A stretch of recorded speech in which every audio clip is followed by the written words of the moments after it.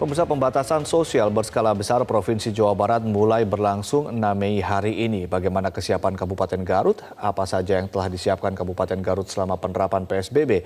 Saya akan membahasnya secara langsung dengan Bupati Garut, Rudi Gunawan melalui sambungan Skype. Selamat pagi, Pak Rudi. Selamat pagi, Assalamualaikum warahmatullahi wabarakatuh.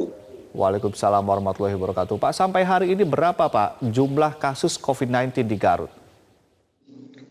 Kasus di Garut itu yang positif itu ada 11. Dari 11 ini 1 orang meninggal dunia dan 1 orang dinyatakan sembuh.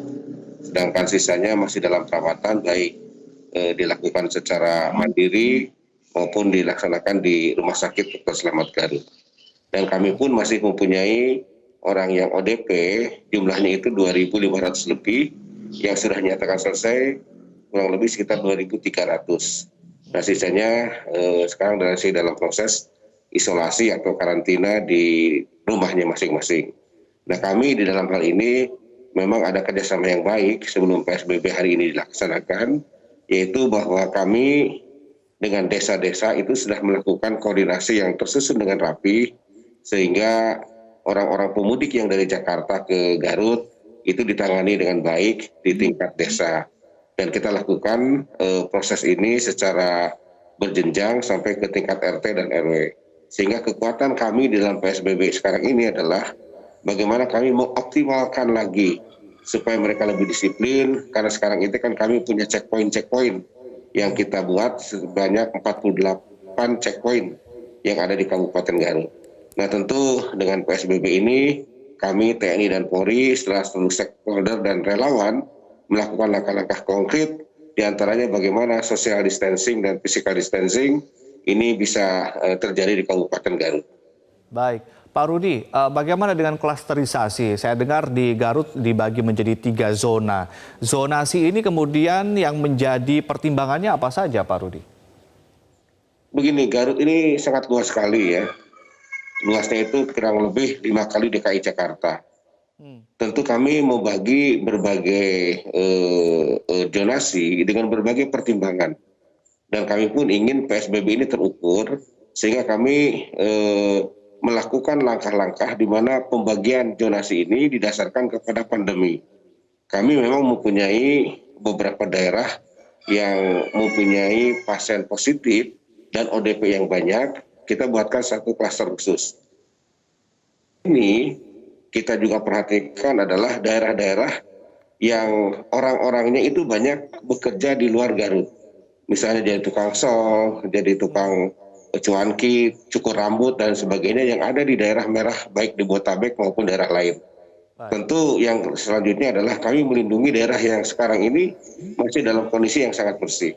Nah, oleh sebab itu klasterisasi ini oleh kami dijadikan bahan pertimbangan untuk bisa melakukan PSBB ini secara terukur. Misalnya di daerah kota. Di daerah kota ini sampai hari ini memang masih banyak kerumunan-kerumunan masyarakat diakibatkan oleh aktivitas ekonomi dan juga pasar yang masih buka. Nah, dengan PSBB ini kita membatasi jam di mana pasar itu hanya boleh buka dari jam 5 pagi sampai jam 12 siang. Sedangkan pusat-pusat keramaian di Kota Garut juga akan dibatasi dengan pemblokiran jalan, sehingga kami meyakini bahwa kerumunan orang di perkotaan itu bisa diatur sedemikian rupa sehingga tidak ada lagi hal-hal yang berhubungan dengan kerumunan yang akan mengakibatkan makin menderasnya situasi penyebaran penyakit corona ini. Nah, tentu kami juga berharap bahwa masyarakat juga melakukan langkah-langkah yang bisa membatasi diri gerakannya. Selama ini memang di Garut kondisi 7 hari terakhir ini tidak ada yang positif corona, artinya ternyata sudah sangat menurun, tapi kami juga mewaspadai karena Pak Gubernur meminta seluruh kepala daerah di Jawa Barat kompak untuk melakukan penurunan. Dan tentu ini adalah langkah yang sangat kompak dari Provinsi Jawa Barat, bahwa kami sudah bertekad dalam waktu 14 hari ini kami bisa menurunkan signifikan hal-hal yang berhubungan dengan ODP atau yang berhubungan dengan terjangkitnya dengan virus corona sehingga yang bersangkutan dinyatakan terkonfirmasi atau positif. Tentu itu yang mungkin dilakukan oleh kami. Ya, Pak Rudi, kita tahu bahwa banyak pekerja informal asal Garut yang bekerja di katakanlah di kota-kota besar seperti Bandung dan juga Jakarta, seperti misalnya di industri potong rambut dan lain-lain. Ada juga kalau kita lihat pondok pesantren juga di Garut banyak dan juga santrinya banyak yang juga berasal dari luar Garut. Bagaimana perlakuan terhadap katakanlah orang-orang yang sudah kembali dari kota besar yang bekerja informal ke Garut, apa yang diberikan kepada mereka? Pemberdayaan apa, lalu bagaimana pengelolaan pondok pesantren yang juga banyak pendatangnya? Kami sebenarnya sudah melakukan pembukaan checkpoint sejak 1,5 bulan lalu. Jadi 1,5 bulan lalu itu memang banyak orang yang pulang ke Garut ya, pekerja-pekerja informal dari Botabek, Jakarta dan lain sebagainya. Nah kami melakukan batasan dan saat itu ada satu orang ya yang dalam keadaan sakit, dicek di perbatasan, ternyata orang itu positif corona, terkonfirmasi, dan karena memang terlambat yang bersangkutan itu dirawat, yang bersangkutan meninggal dunia. Nah dari kondisi seperti itu kami meningkatkan bagaimana mereka-mereka yang pulang dari kota ke desanya juga diperiksa, sampai di tingkat RW juga diperiksa. Dan kondisi inilah alhamdulillah sekarang ini mereka-mereka yang datang dari kota sudah dapat tertangani dengan baik. Artinya bahwa mereka secara sadar untuk mengisolasi diri, melapor kepada RT RW dan mendapatkan pengawasan kami dari Puskesmas di bawah koordinasi camat dan Baik. Nah kami dalam rangka untuk bisa mengantisipasi kerumunan di pesantren-pesantren, karena kami mempunyai pesantren yang sangat banyak. Orang-orang yang datang ke Garut itu dari berbagai penjuru.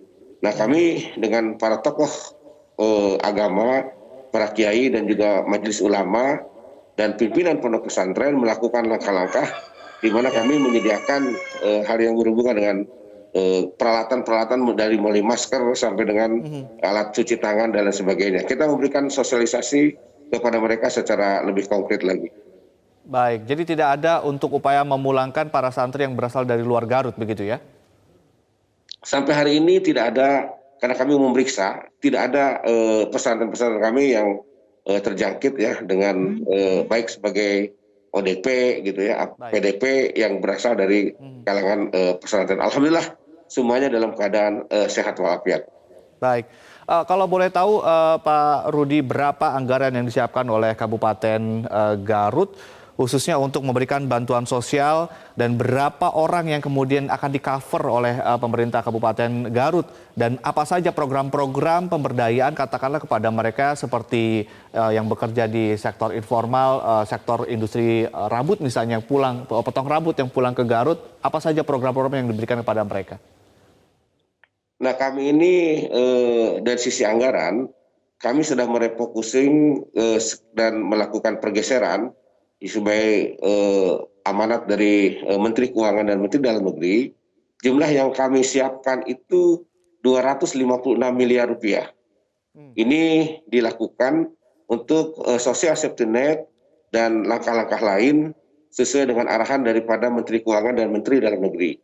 Tentu kami sekarang ini akan sebanyak-banyaknya terhadap mereka yang terdampak. Karena keuangan kami cukup, tentu kami berharap bahwa tidak ada satu orang pun orang Garut yang tidak bisa masak.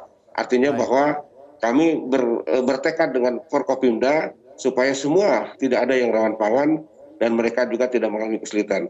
Sedangkan terhadap pekerja-pekerja informal yang hari ini mendapatkan kesulitan, kita juga memberikan bantuan dalam bentuk sembako dan sebagainya. Asal mereka itu tidak mendapatkan dari program bantuan dari gubernur atau dari Bapak Presiden. Ya. Dan khusus untuk para guru honorer dan guru swasta, kami pun memberikan jaminan berupa bantuan yang akan diberikan kepada 8.000 guru swasta yang tidak mendapatkan sertifikasi. Ini kurang lebih sekitar 500 sampai 600.000 per bulan. Baik, ya. Baik, terima kasih Pak Rudi Gunawan, Bupati Garut telah bergabung dan juga sharing cerita bagaimana persiapan Kabupaten Garut dalam PSBB dan kita harapkan PSBB-nya berhasil efektif khususnya yang ada di Garut dan juga di Provinsi Jawa Barat. Terima kasih Pak Rudi.